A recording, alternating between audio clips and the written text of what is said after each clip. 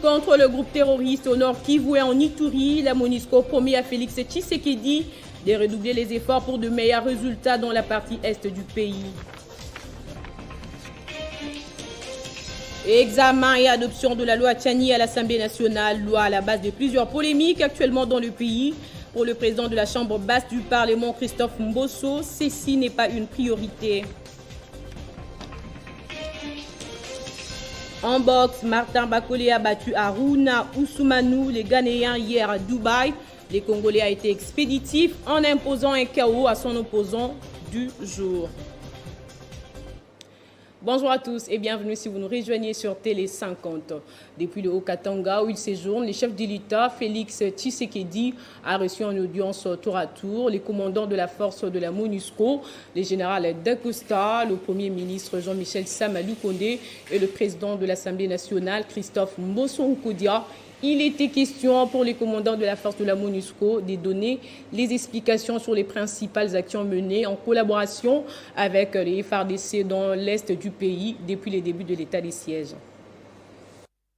Il était question pour le commandant de la force de la MONUSCO, le général Dacosta, de rendre compte au chef de l'État, commandant suprême des forces armées de la République démocratique du Congo, Félix Antoine Tshisekedi Tshilombo, des détails des activités de la force onusienne en soutien et en collaboration avec les FARDC dans les opérations à l'heure actuelle dans l'est du pays. Ce sont des activités de soutien au FARDC, que ce soit en renseignement, en logistique, en planification, en préparation et en exécution d'opérations. Au cours de cette réunion de travail à la résidence présidentielle de Lubumbashi, quelques avancées significatives de l'accord du partenariat de la coopération avec les FARDC depuis la mise en place de l'état de siège ont été évoquées. À la fois pour obtenir des résultats opérationnels, mais aussi pour améliorer les résultats de ces opérations. Le Premier ministre Jean-Michel Samalou Kondé ainsi que le président de l'Assemblée nationale Christophe Mbosso Nkodia ont également été reçus. Au sortir de l'audience, Christophe Mbosso a fait savoir à la presse présidentielle quelques lignes de sujet au cœur de leur séance de travail. Je suis venu faire rapport au président de la République sur le fonctionnement de l'institution Assemblée nationale.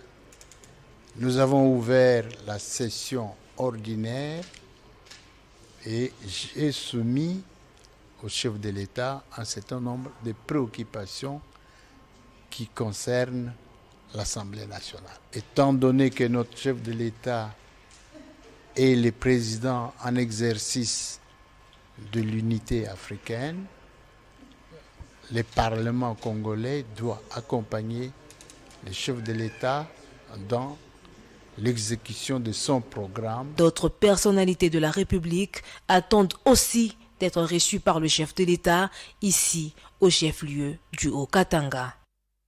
Le président de l'Assemblée nationale, Christophe Mbosso Nkodia, a affirmé que la proposition de la loi Tchani sur les verrouillages de certaines fonctions de souveraineté n'est pas une priorité. Il l'a dit à son arrivée à Lubumbashi, dans la province du Haut-Katanga, hier, signalant que les députés nationaux, membres d'Ensemble pour la République de Moïse Katumbi, ont décidé de rester vigilants et de prendre part à toutes les plénières pour empêcher l'adoption de la loi Tchani portée par le député national Ntingi Pouloulou à l'aéroport de Luano.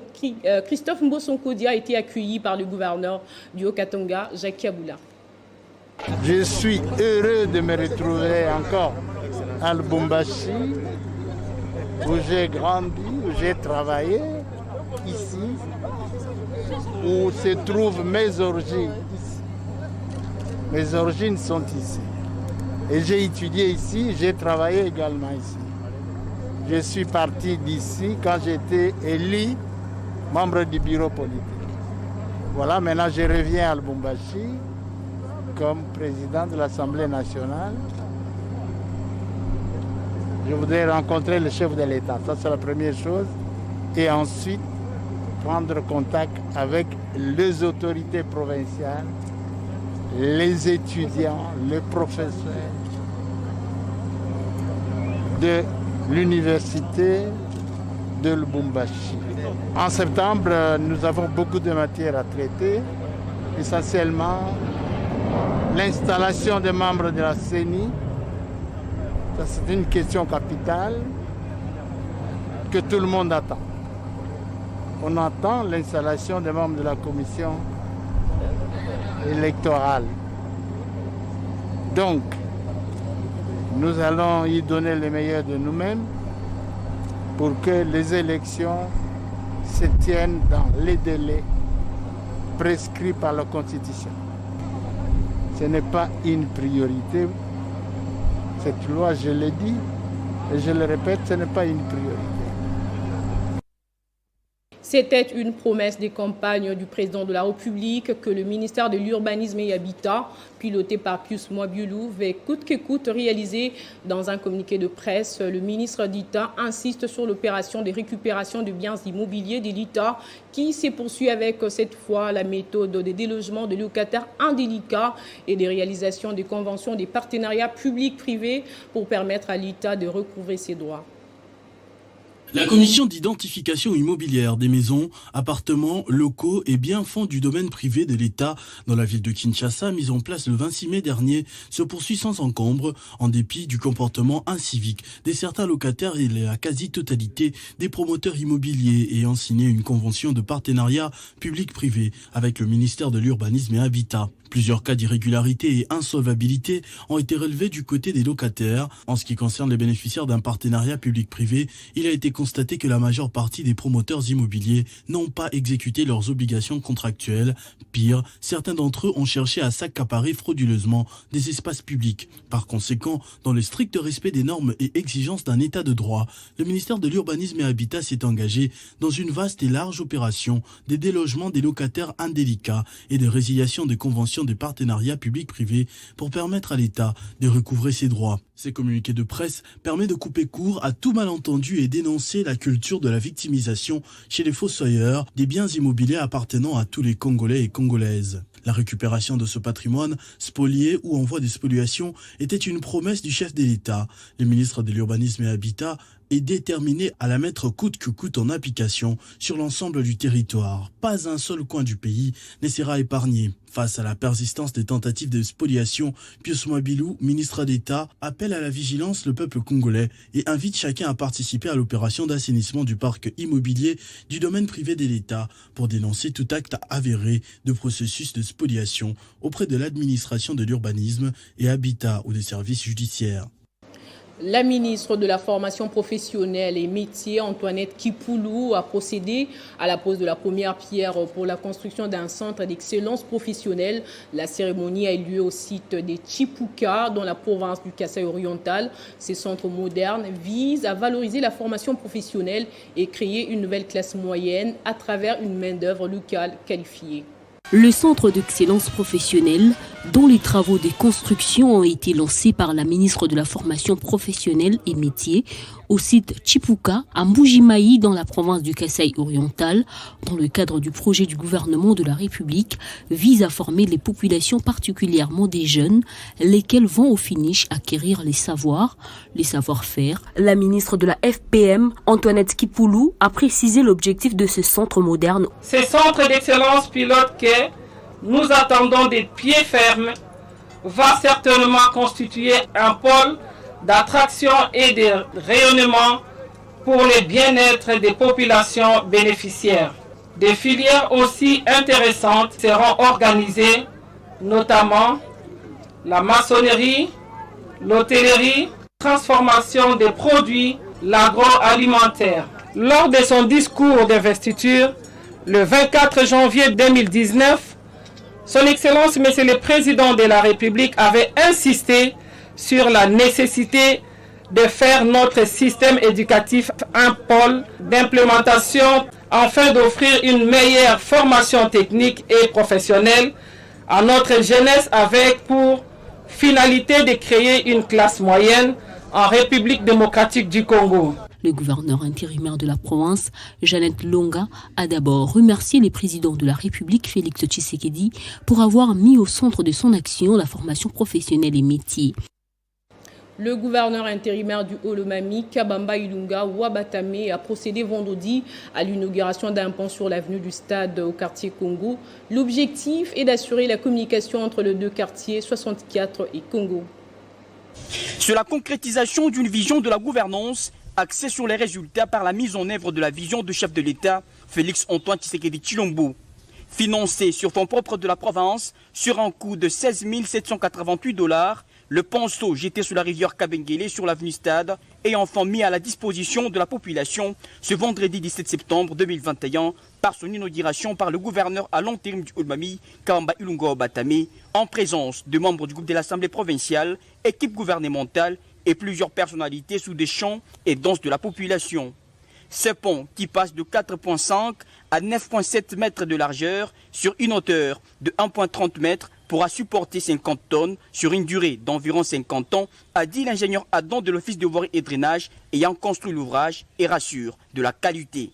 C'est un pont qui offre un avantage par la connexion entre la ville et la cité de Kamina, les stades modernes Joseph Kabila, les cimetières Kitele ainsi que la RN1. Message renchéri par le ministre provincial des infrastructures, Jules Senga. Fier et déterminé du développement, le gouverneur à l'intérim a laissé entendre que petit à petit, l'oiseau fait son nid. Un remerciement pathétique à l'endroit de son Excellence le chef de l'État, Félix Tshisekedi, qui depuis qu'il est aux commandes de ce pays, nous voyons que beaucoup de choses sont en train de se concrétiser par le résultat.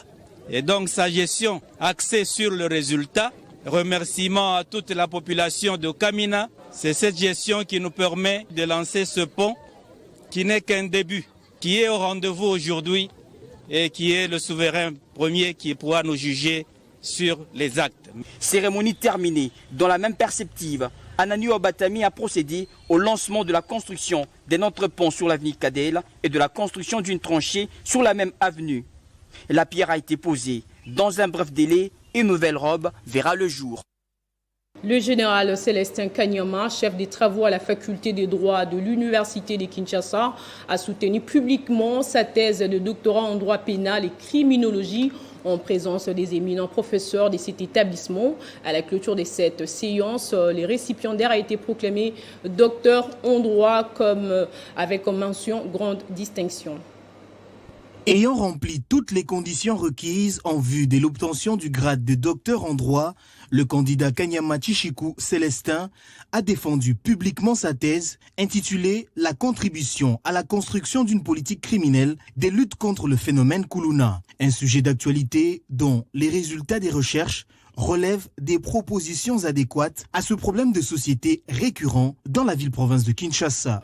Nous envisageons une politique criminelle des luttes contre ce phénomène, mais qui est holistique. Nous prenons l'option de suggérer une politique de lutte globale intégrée qui allie de manière efficiente la prévention, l'éducation et le renforcement des capacités des acteurs concernés par le phénomène Kuluna, ainsi que la répression systématique légale aux victimes, sans oublier la réparation. C'est la raison pour laquelle nous avons proposé ce plan de réparation que l'État doit disponibiliser, à mettre à la disposition des services de l'État, et que, en cas d'agressivité, des dommages graves que nous avons évoqués ici, qu'on peut se servir de ce fonds.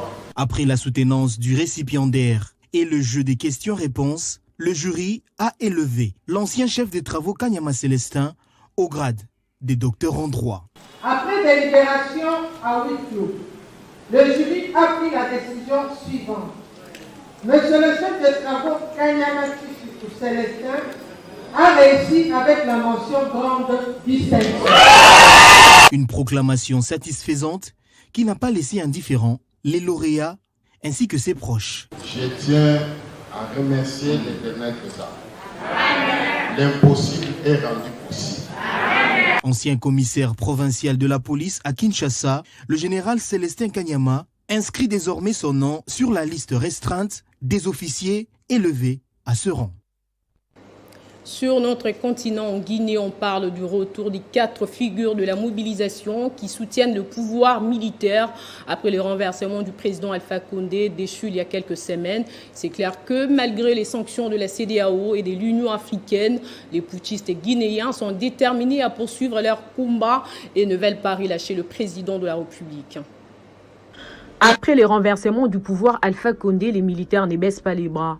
Ce jour en Guinée-Conakry, ils ont fait appel aux différentes centrales syndicales pour la 5e journée de concertation entre acteurs sociaux et politiques guinéens au Palais du Peuple à Conakry. La situation sécuritaire était au menu des échanges entre les autorités militaires et politico-administratives de la Guinée. Hormis la question sécuritaire, d'autres sujets ont ici été abordés au cours de cette rencontre, entre autres le droit des travailleurs, les états généraux de l'éducation, de la santé, de la justice, de la refondation du pays et l'assainissement du fichier permettant à la Guinée d'avoir des élections transparentes. Dans les jours à venir, l'inquiétude persiste. Certains estiment que le dialogue entre la junte n'est pas meilleur qu'avec Alpha Condé. Les militaires ont donc une tâche difficile, celle de convaincre toute la couche de la population. Et pendant ce temps, on parle du retour triomphal à Conakry des 4 opposants à Alpha Condé. Ces derniers sont venus rendre hommage aux victimes des manifestations contre un 3e mandat d'Alpha Condé, mais aussi, comme étant opposant, remercier le colonel Ndumbayi de sa victoire face au président Alpha Condé, que ses opposants qualifient d'ennemis. Dans l'actualité également, l'ancien président algérien Abdelaziz Bouteflika sera enterré ce dimanche au cimetière d'Al-Alia, malgré que le gouvernement de son pays n'a pas décrété un deuil national pour ses grands hommes politiques, signalant que ce dernier avait été chassé du pouvoir en 2019 après des manifestations contre sa volonté de briguer un nouveau mandat. On revient sur son parcours dans ses récits de Bedrin Kenge. Omniprésent dans la vie politique algérienne durant des décennies, mais devenu quasi invisible depuis qu'il a été victime d'un accident vasculaire cérébral, en 2013, Abdelaziz Bouteflika n'avait donné aucun signe de vie depuis que le mouvement de contestation populaire du Irak et l'armée l'avaient contraint à la démission en avril 2019. Il était resté retranché dans sa résidence médicalisée de Zeralda, située à l'est d'Alger. Depuis son AVC, l'ancien président algérien faisait constamment l'objet de rumeurs sur sa santé et sur sa mort. Arrivé au pouvoir en 1999, auréolé d'une image de sauveur dans un pays déchiré par une guerre civile, il en avait été chassé 20 ans plus tard, après 6 semaines d'un mouvement de contestation populaire inédite. Le chef d'état-major de l'armée et vice-ministre de la Défense, le général Ahmed Gaïd Salah, l'un de ses fidèles soutiens, a fini par le lâcher et les sommer de démissionner. Abdelaziz Bouteflika finit par jeter l'éponge le 2 avril 2019 après une improbable tentative de briguer un 5e mandat malgré l'attaque cérébrale qu'il avait clouée sur un fauteuil roulant et rendu aphasique 6 ans plus tôt. Cette candidature avait été perçue comme l'humiliation de trop par des millions d'Algériens, souvent jeunes et décrits à tort comme résignés. Il avait été élu pour la première fois en 1999, puis constamment reconduit dès les premiers tours avec plus de 80% de voix en 2004, 2009 et 2014. Et ce 5e mandat semblait acquis aux yeux de son clan, formé autour de son frère Saïd, puissant conseiller de l'ombre en prison depuis mai 2019. Né le 2 mars 1937 à Oudja, Bouteflika rejoint dès 19 ans l'armée de libération nationale qui combat la puissance coloniale française. À l'indépendance en 1962, il est à 25 ans ministre des Sports et du Tourisme avant d'hériter 1 an plus tard du portefeuille convoité de la diplomatie qu'il conserve jusqu'en 1979, une époque où l'Algérie s'affiche en leader du tiers-monde. En sport, parlons cette fois de cette victoire du boxeur congolais Martin Bakole face aux Ghanéens hier à Dubaï avec ses 17 victoires. Contre une défaite, le frère de Ilunga Makabu est détenteur de la ceinture de poids lourd de la WBC. Rappelons que c'est depuis 2020 que ces derniers avaient battu Sergueï de Kazma pour s'emparer de cette ceinture internationale des poids lourds. Place au rappel des titres. Lutte contre le groupe terroriste au nord Kivu et en Ituri, la MONUSCO promet à Félix Tshisekedi de redoubler les efforts pour de meilleurs résultats dans la partie est du pays. Examen et adoption de la loi Tchani à l'Assemblée nationale, loi à la base de plusieurs polémiques actuellement dans le pays. Pour le président de la Chambre basse du Parlement, Christophe Mbosso, ceci n'est pas une priorité. En boxe, Martin Bakole a battu Haruna Ousmanou, les Ghanéens hier à Dubaï. Les Congolais a été expéditif en imposant un KO à son opposant du jour. C'est la fin de cette édition. Merci de l'avoir suivi. L'actualité revient dans moins d'une heure sur notre chaîne.